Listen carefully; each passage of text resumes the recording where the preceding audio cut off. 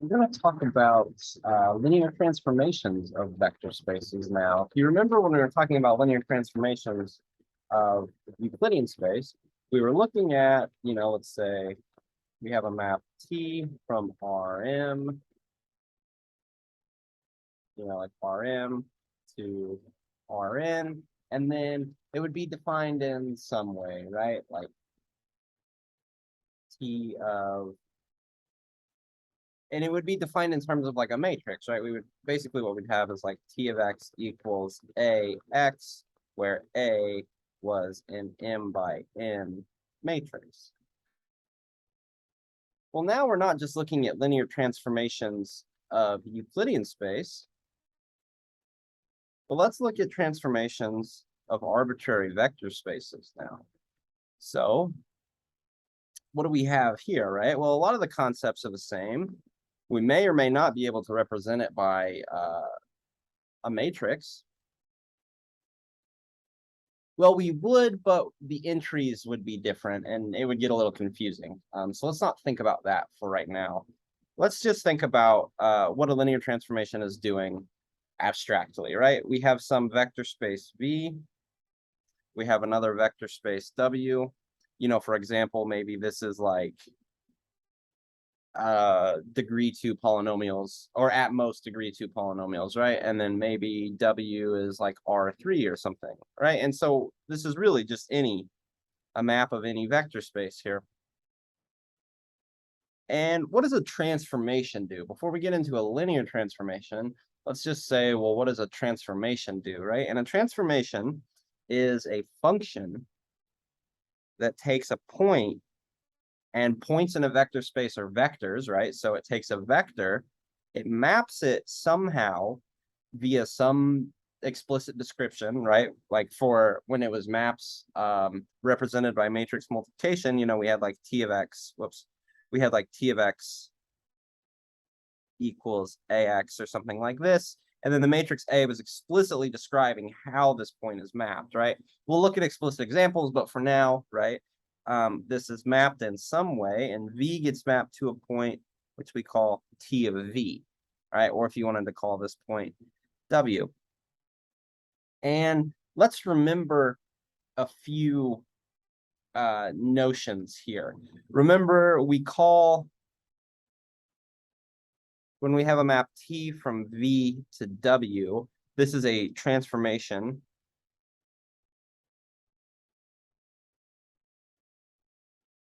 from V to W defined by W equals T of V for V an element of V, right? This is how we define our transformation.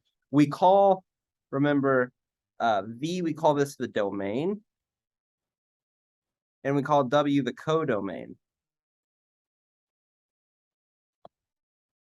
Right? Remember this vocabulary. We still have this, and we still have this notion of a kernel and an image. So remember, the kernel of a transformation is the set of all points which map to 0. So this is going to be V in V such that T of V equals 0. And if you remember, the kernel is a subspace of the domain. So this is a subspace of the domain. We'll talk about this more explicitly, I think probably in tomorrow's videos. But for now, this is just kind of what we recall from our discussion of kernel and image for Euclidean space, right? And the image of a transformation, this is the set of all points in the codomain, so W contained in capital W, such that W equals T of V for some V in V, right? And this is a subspace of the codomain. Subspace of the codomain, right? And so you think about the kernel as being all those things that get mapped to 0, or all those things that get mapped in our newfound language. This is the set of all things that get mapped to the additive identity of W, right? And the image is anything like all those points that are mapped to under the map T, right? And so remember, we have this notion of a transformation. Now, let's recall what it means for a transformation to be linear. So here's a definition. T from V to W is linear if for all V1 and V2 in capital V, and then scalars A and B in R, we have that T of AV1 plus BV2 is equal to ATV1 plus BTV2. So this is the linearity condition here. This is our linearity condition. Meaning, to prove that a transformation or that a map is linear, it suffices to show that it satisfies this condition, right? Let's look at some important examples.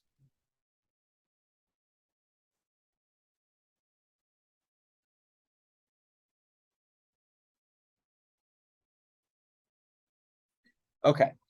The first one, and some of these may be more or less like trivial examples, but they're still important examples, right? So it's important to understand maybe the trivial cases or some more obvious cases first, and then build your understanding off of that. So first, I want to show that the zeromorphism or the zero map from V to W, which is defined by 0 of V is 0 for all V and V, let's show that this is a linear transformation, right? And so what does this mean, right? What is this map? Well, this is the map such that the kernel of 0 is equal to the entire domain, right? Because what it's doing is it's taking every element of V and it's just mapping it to the additive identity of W, or the origin of W, right? If you wanted to think about graphing this vector space, 0 would be the origin, right? And if you'd like to differentiate here, I can write 0 sub W, right? Because the additive identity of V may be different than the additive identity of W. So maybe I should write 0 sub W here. Let's prove that this is a linear transformation.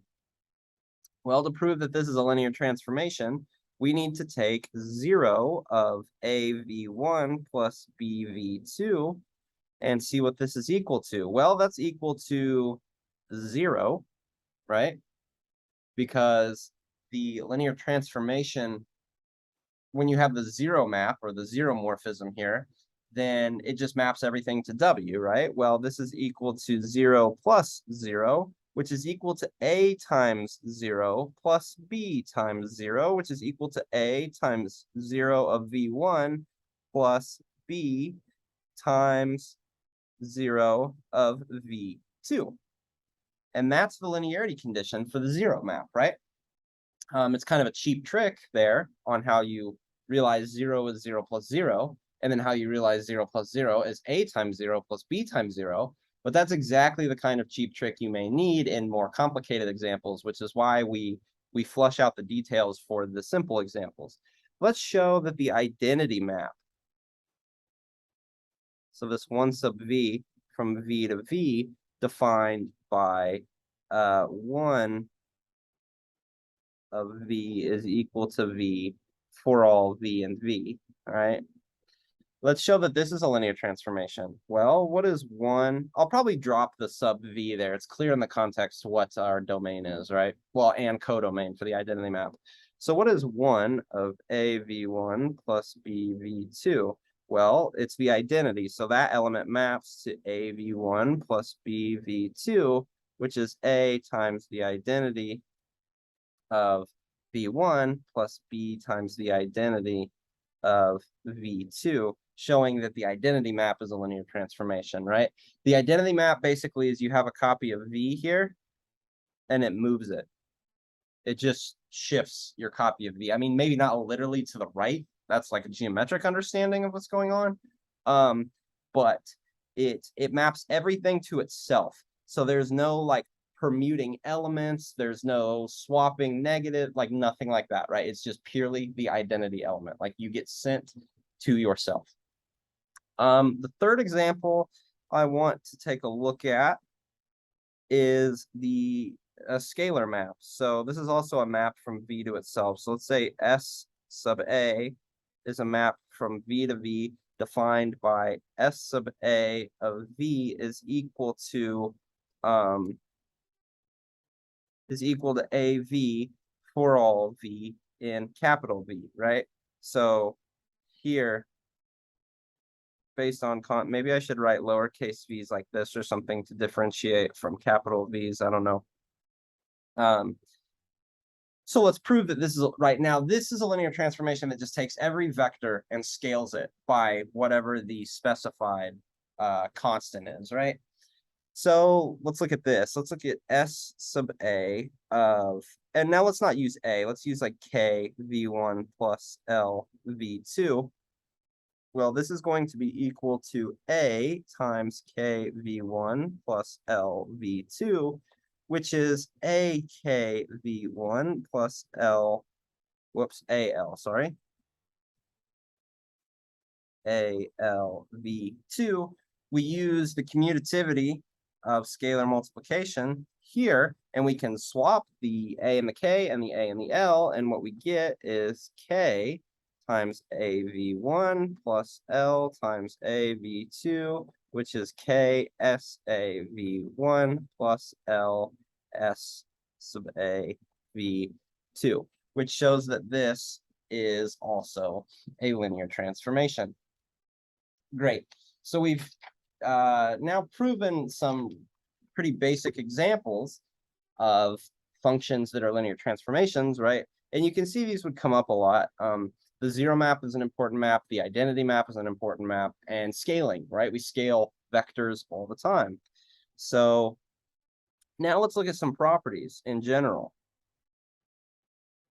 Here's some properties of linear transformations. You have that T of 0 is always mapped to 0. You have that T of negative V is the same as negative T of V. And you also have that linear combinations are preserved. So if you have like T K1 V1 plus et cetera, plus K M V M, this is equal to K1 T V1 plus et cetera, plus K M T V M, right? And so basically we have the linearity condition, but on finitely, or linear combinations of finite length. Okay, let's look at an example. Maybe like we've looked at some quote unquote trivial examples. Let's look at a non-trivial example. Let's look at T, which is the map from P2 to R, such that, so remember P2 here, this is AX squared plus BX plus C, such that A, B, and C are all real numbers, right? Let's look at the linear transformation defined by T of X squared plus X is equal to -1. T of X squared minus X is equal to +1. And T of X squared plus 1 is equal to 3. And now the question is, let's find T of 4x squared plus 5x minus 3, right? So how can we find this? Well, what do we have to do? We have to first figure out how can we use the information given for the linear transformation, right? None of the, for all of the information given, none of those polynomials resemble this polynomial in any way whatsoever, but we're expected to use their information to figure out what T of this 4x squared plus 5x minus 3 is. Well, how do we do that? How we do that is we understand that we have the property that says linear combinations are preserved under linear transformations, right? That's exactly what this bottom thing says here. This says that linear combinations are preserved under linear transformations. Meaning, if we could write 4x squared plus 5x minus 3 as a linear combination of the elements of P2 that we understand how the transformation acts on them, well, then we could use this property that linear combinations are preserved to compute this problem that way. So what am I saying, right? This means that t of 4x squared plus 5x minus 3, assuming I did that right, yep, this is going to be equal to t of a, hopefully, right, if such exists, a times x squared plus b times x squared minus x plus c times x squared plus 1, right? Because if we can write 4x squared plus 5x minus 3 as a linear combination of these elements here, well, then we can solve this problem using the linear combination property. So for this to be true, what does that mean, right? That means we need 4x squared plus 5x minus 3 to be equal to a times x squared plus b times x squared minus x plus c times x squared plus 1, which is equal to ax squared plus ax plus bx squared minus bx plus cx squared plus c, which is equal to a plus b plus c x squared plus a minus b x plus c. Now remember, two polynomials are equivalent if and only if all of the coefficients are equivalent. So that means 4 is equal to a plus b plus c. We have that 5 is equal to a minus b. And then we have that c should be equal to -3. Well, using c is equal to -3, that implies that a plus b should be equal to 7. And then we have that a plus b is 7 and a minus b is 5. You can solve that system if you'd like to, but I think it flushes out pretty quickly that a has to be 6 and b has to be 1, right? And so now we know that 4x squared plus 5x minus 3 is equal to 6 copies of x squared plus x plus 1 copy of x squared minus x minus 3 copies of x squared plus 1, which means when we take t of both sides, we get then that this is equal to 6 times t of x squared plus x plus t of x squared minus x minus 3t of x squared plus 1, but we know what all of these are. We know that t of x squared plus x is -1, and then t of x squared minus x is +1, and t of x squared plus 1 is 3, right? And so we have that this was -1, this was +1, and this was +3, if I'm not mistaken. And so what we get then is that t of 4x squared plus 5x minus 3 should be equal to 6 times -1 plus 1 times +1 minus 3 times 3, which looks like it's going to be -8, -14, right? And so this is how we can compute linear transformations, understanding that linear combinations are preserved. Okay. We have a notion of equivalent transformations, so let's give a definition here. S from V to W and T from V to W are equal or equivalent. So we would write S equals T if and only if S of V equals T of V for all V in V, right? It's not just that this is equal on some subset or almost all, right? It has to be exactly all values. But how would you know, right? For a given vector space, you would have to compute the linear transformation of every single point for two different transformations to figure out that they're the same. Well, we have the following theorem that says you don't have to do that, thankfully. So let's let S and T again be mapped from W to V, or V to W, sorry. And let's say that V is given by the span of V1 through Vn, right? Then for S to be equal to T, it suffices to show that S of Vi is equal to T of Vi for all I from 1 to n. And so what does this mean?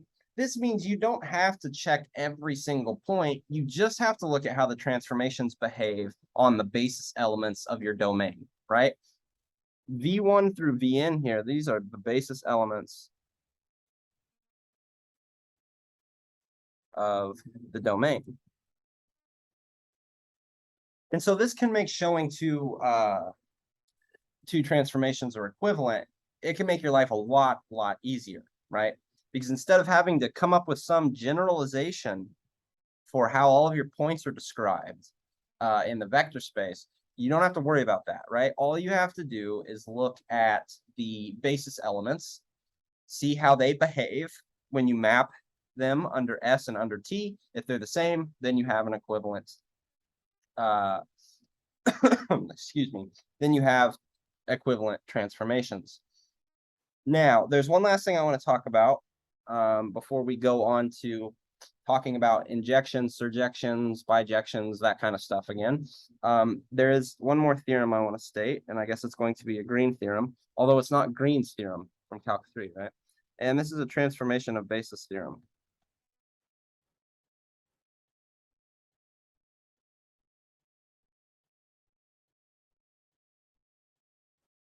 So let's let V and W, these are going to be two vector spaces.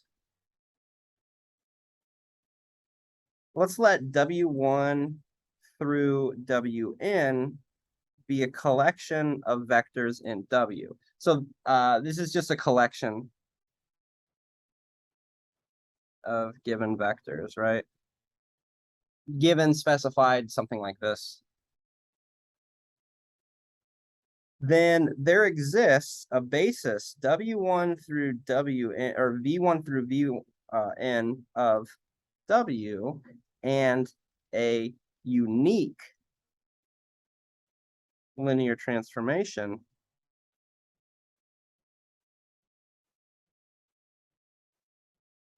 T, which goes from V to W with T of Vi equals Wi.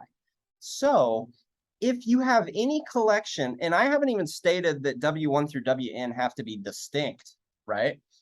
In general, they probably will be, but they need not be. So if you have any collection of vectors in your codomain or in the image, there exists a unique linear transformation that takes the basis elements of W and it maps those to this collection W1 through Wn. And this can be very helpful once we get into the context of isomorphisms or bijections, right? Because then basically what this is building up to is saying, for any basis of W, you can find a basis of V that maps basis elements to basis elements. And you know those are isomorphisms, right? And so this is building up to be very helpful when we're talking about transforming a basis especially in the context of an isomorphism. There's a little bit more here. So moreover,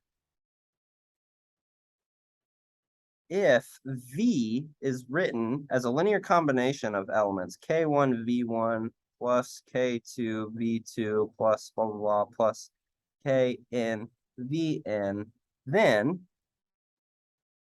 W, which is T of V, can also be written as K1 W1 plus K2 W2 plus blah blah blah plus Kn Wn. And this is a moreover, but it really just follows from the fact that you're mapping, there exists this unique linear map that maps V1 through Vn to W1 through Wn, along with the fact that linear combinations of linear transformations are preserved, right?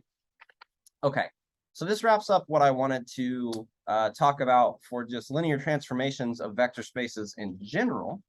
Next, what we're going to do is we're going to spend one, maybe two videos on looking at isomorphisms of vector spaces. And before we do that, we'll again build this notion of what is an injective transformation? What is a surjective transformation? And then put all of this together to figure out what an isomorphism is of vector spaces.